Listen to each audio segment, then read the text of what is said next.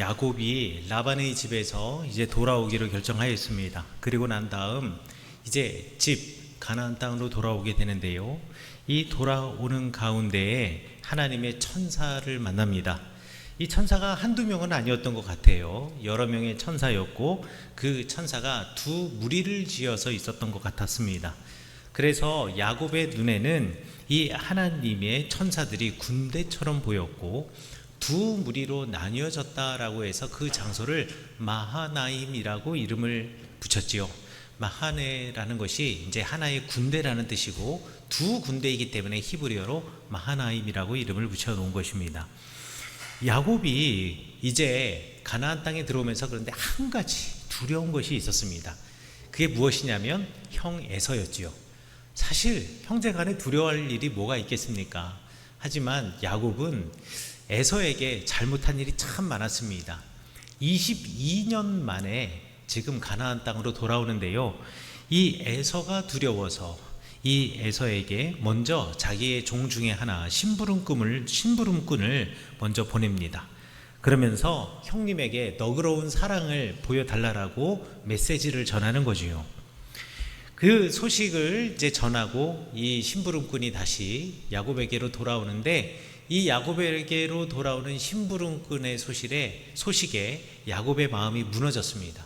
왜냐하면 내가 돌아오는데 에서가 400명의 그 에서의 식솔들과 함께 그 에서의 사람들과 함께 지금 야곱을 만나러 온다라는 겁니다.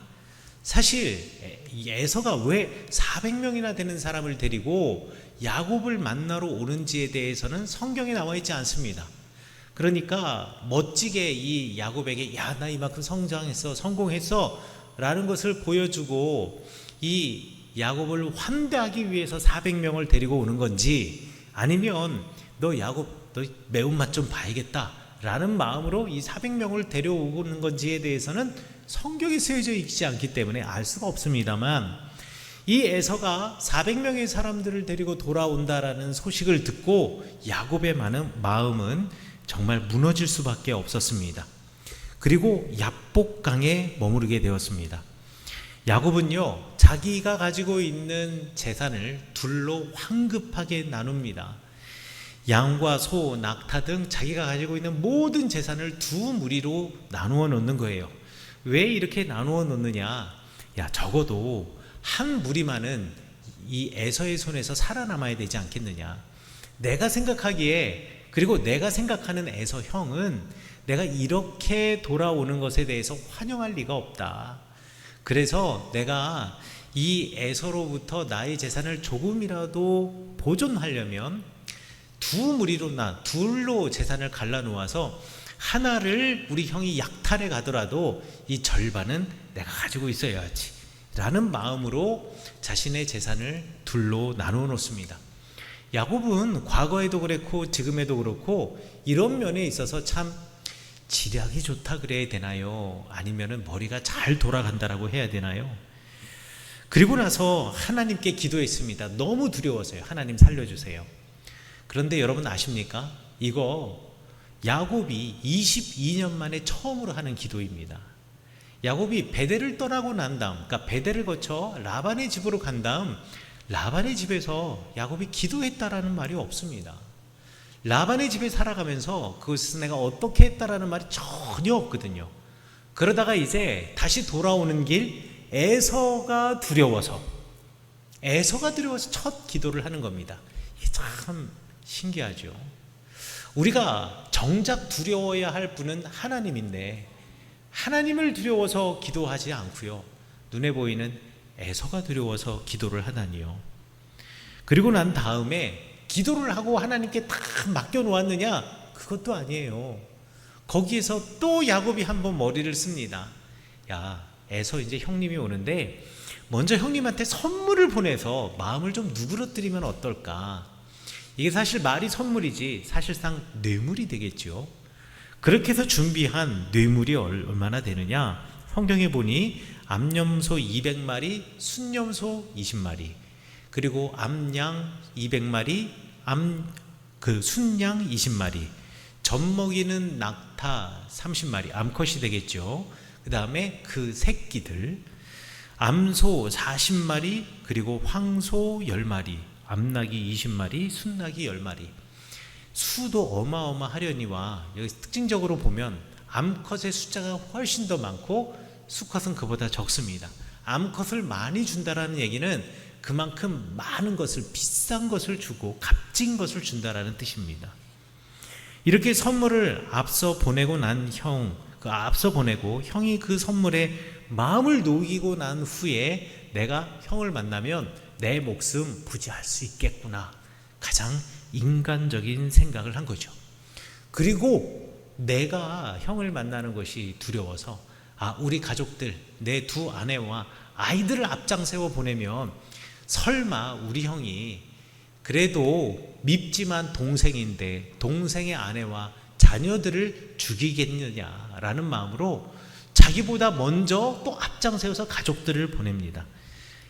그야말로 이 야곱이라고 하는 사람은요, 비겁한 사람 중에 비겁한 사람이라고 말할 수가 있겠습니다.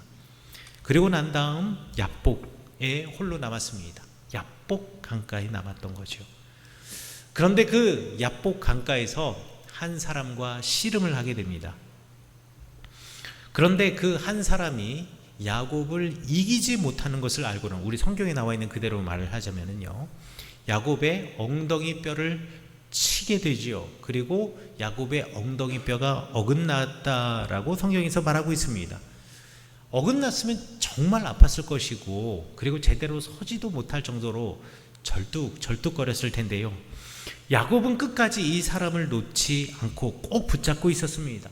그리고서는 이 사람에게 나를 축복해달라고 요청합니다.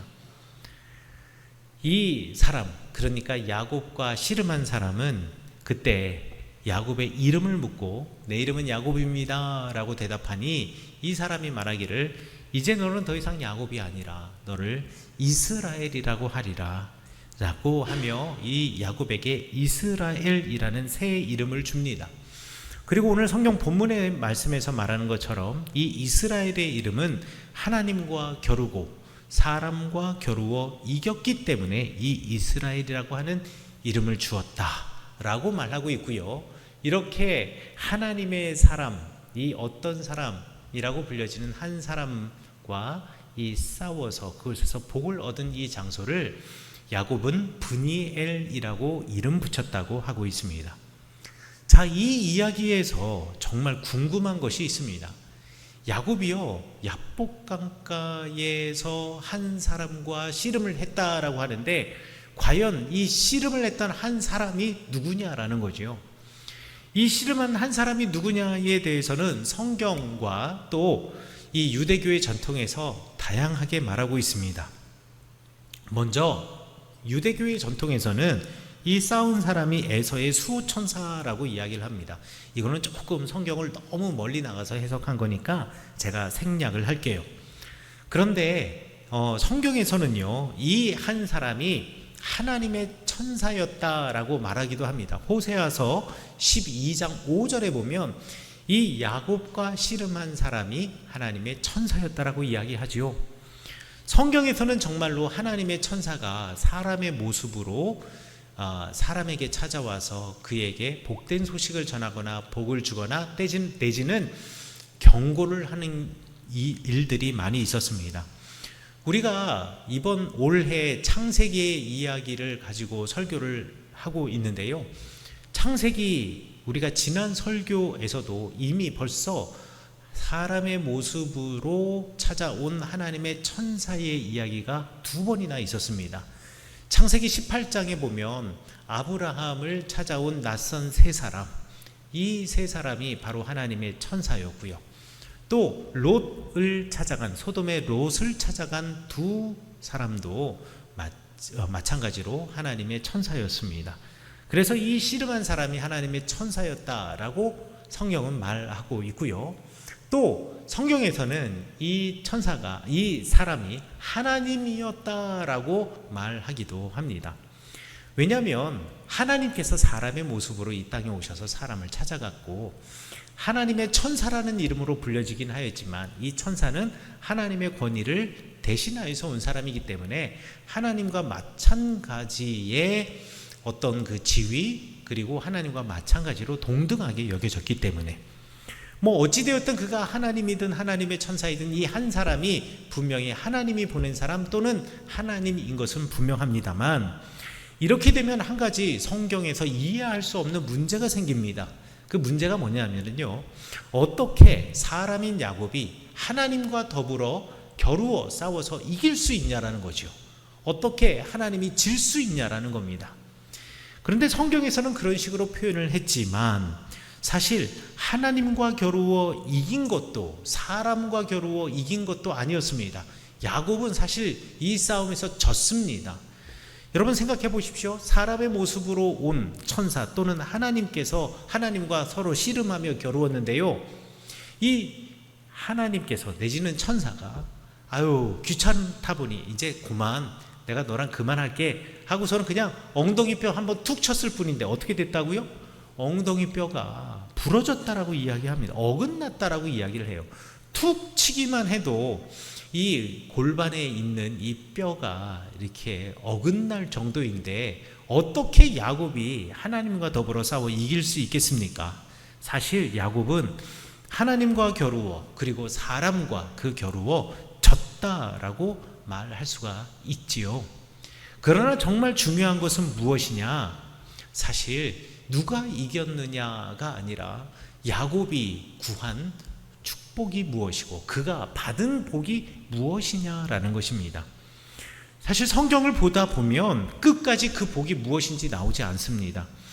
야곱이요, 그 사람을 붙잡고 내게 나를 축복하여 주세요, 나에게 복을 주세요 라고 이야기를 했는데요, 이 사람이 하는 말이 너 이름은 무엇이냐? 아니 엉뚱한 이야기를 합니다. 너 이름은 무엇이냐? 그 이름이 무엇이냐라는 말에 내가 야곱이라고 대답하니 그에게 새 이름을 줍니다. 그 새 이름이 이스라엘이었습니다. 이스라엘. 이거 새 이름을 주었다라는 것이 그 복이라고 말할 수 있을까요? 새 이름을 준 것을 축복이라고 말할 수 있을까요? 그러나 우리가 이제 이스라엘이라고 하는 말의 의미를 다시 알게 되면 이것이 얼마나 큰 복인지를 알게 됩니다. 이스라엘, 성경에는 하나님과 겨루어 이겼고 사람과 겨루어 이겨서 이스라엘이라 불렀다라고 되어 있지만 이 유대교에서 더 많이 사용되고 이해되는 이스라엘이라고 하는 의미가 있습니다. 그 의미는 뭐냐면 하나님을 본 사람이라는 뜻입니다. 이스라엘이라는 말의 의미가요, 히브리어로 이스라엘을 이스라엘이라고 발음하게 되었다라고 하는 건데요, 이시가 사람이라는 뜻이고 라가 보다라는 뜻이고 보았다라는 뜻이고 엘이 하나님입니다. 그러니까 하나님을 사람이 보았다, 하나님을 본 사람이라는 의미가 되지요. 그래서 오늘 우리 읽은 성경 본문 말씀 마지막에 보면 야곱이 그 천사와 씨름한 그 사람과 씨름한 그 장소를 브니엘이라고 이름 불렀다라고 했는데요, 이 프니엘이라고 하는 말은 하나님의 얼굴 내지는 하나님을 대면하였다라는 뜻을 가진 장소의 이름입니다. 왜 이런 이름을 붙이게 되었을까요? 야곱이 하나님을 보았기 때문에, 이스라엘이기 때문에요. 그러면 하나님의 얼굴을 본 야곱에게 주신 복은 무엇이었을까요? 하나님의 얼굴을 본 사람, 하나님을 만난 사람에게 주신 복이 무엇인지는 사실은 우리가 오늘 성경 말씀에서 읽지는 않았지만 그 다음에 에서를 만나는 창세기 33장의 이야기를 통해서 알 수가 있습니다. 33장에 보면 야곱이 에서를 대하는 태도가 완전히 달라졌습니다. 33장 3절에서 이렇게 말합니다. 자기는 그들 앞에 나아가되 몸을 7번 땅에 굽히며 그의 형 에서에게 가까이 가니 라고 되어 있는데요, 그러니까 야곱이 레아와 라헬 그리고 자기의 아이들 앞에서 나가되 그 이전에는 어떻게 했습니까? 나를 방패막이 삼아서 내 가족들, 내 아내들과 자녀들을 내 앞에 보냈잖아요. 그런데 이제 야곱이 그들보다 앞에 나아가서 형 에서에게 가가지고 무릎을 꿇어서 7번 땅에 굽혔다라고 이야기를 하고 있고요. 33장 11절에 보면 에서에게 야곱이 이렇게 대답을 합니다. 하나님이 내게 은혜를 베푸셨고 내 소유도 충분하오니 정하건대 내가 형님께 드리는 예물을 받으소서. 과거의 야곱은 어땠나요? 그때까지 야복에서 그 한 사람과 씨름을 하기 전까지 오랜 생활 동안 야곱은 자기가 받고자 하는 복, 자기가 추구하고자 하는 복이 너무나 분명했습니다. 첫 번째는 섬김을 받는 위치에서 인사를 받거나 인정을 받는 것이 이게 복이라고 생각했던 사람이 야곱이었습니다. 그래서 형이 마땅히 누려야 할 맏아들의 권리를 강제로 빼앗았고요. 그리고 아버지를 기만하고 형을 기만하면서 형에게 가야 할 하나님의 복을, 아버지의 복을 가로챘던 사람이 야곱이었습니다. 그리고 그것이 내가 복을 얻기 위해서는 마땅히 당연히 해야 할 일이라고 생각했던 사람이 야복강에 도착할 때까지의 야곱이었습니다. 또 야곱은 두 번째로 물질의 풍요를 복이라고 생각했습니다. 라반의 집에서 벌어진 일들에서 야곱이 반복해서 이야기하는 것은 내가 라반의 집에서 재산이 늘고 가정이 늘고 가정이 커지고 이것을 내가 받은 복이라고 이야기를 하고 있었습니다. 그런데요, 이 야곱은 야복강에서 그 사람을 만나고 난 다음에 완전히 변했습니다. 무슨 일이 있었는지 모르겠지만 엉덩이뼈가 어긋나고 난 이후에 어떻게 변화했느냐, 형 에서, 그러니까 장자권 맏아들의 권리를 빼앗고 그가 마땅히 받아야 할 복을 가로채고 그를 기만했던 그 에서 앞에 몸을 7번 땅에 굽으렸다라는 것입니다. 그러니 이제 에서 앞에서 내가 장자의 권리도 내가 가지고 있고 내가 당신보다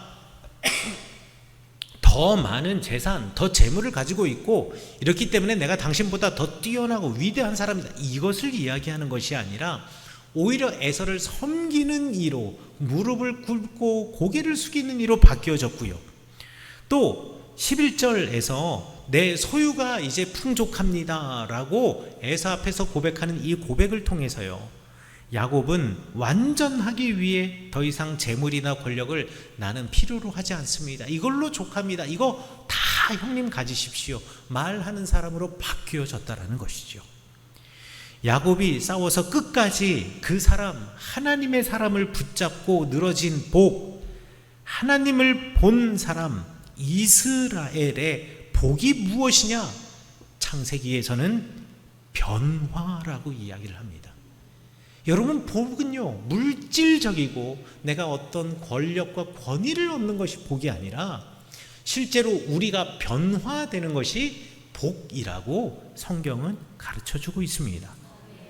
자신의 다리와 힘으로 살아가며 능력으로 이 땅을 일구며 살았지만 늘 라반의 집에서 불안했고 그리고 채워지지 않는 인생을 살았던 야곱, 그리고 어머니 아버지와 함께 있었지만 늘 불안했고 그리고 채워지지 않는 욕심으로 가득한 인생이었던 이 야곱.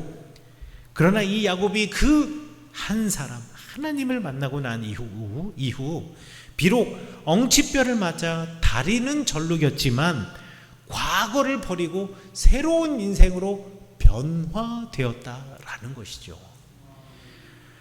마가복음 9장에서 우리 예수님께서는 이렇게 말씀하셨습니다. 내 손이 너를 죄짓게 하거든 그거 찍어버려라. 한 손으로, 두 손을 가지고 지옥불에 우리가 떨어지는 것보다 한 손을 가지고 생명으로 들어가는 것이 더 낫다.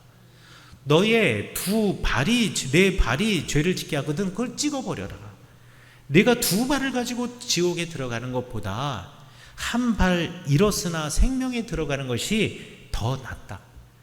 너 눈이 너를 죄를 짓게 하거든 그거 빼어버려라. 내가 두 눈을 가지고 지옥에 들어가는 것보다 차라리 한 눈으로 하나님에 들어가는 것에, 하나님 나라에 들어가는 것이 더 낫다. 야곱이 바로 그런 사람이었습니다. 하나님을 만나고 비록 엉치표가 어긋나 절룩거리는 절름발이의 인생을 살아갈지라도 우리가 이 땅에 살아가는 복은 내가 변화되어 하나님의 사람으로 살아가는 것이 진정한 복이었기 때문에 야곱은 비로소 이스라엘이 되므로 자신의 다리 하나를 잃고 하나님의 나라를 얻은 사람이라고 말할 수 있겠습니다. 사랑하는 성원교회 성도 여러분, 여러분도 하나님으로부터 복을 얻기 원하십니까? 그렇다면 하나님이 주시는 복이 나를 변화시키는 것이라는 것을 잊지 않는 여러분 되시기를 간절히 축원합니다. 복을 구하며 무엇을 얻기 위하여 기도하기보다는 내가 복을 얻어 내가 변하는 놀라운 역사 있게 해달라고 주님께 간절히 기도하며 주님 보시는, 그래서 야곱이 이스라엘이 되시고 여러분 아무개가 이스라엘이 되시는 우리 성교회 성도님 되시기를 간절히 축원합니다.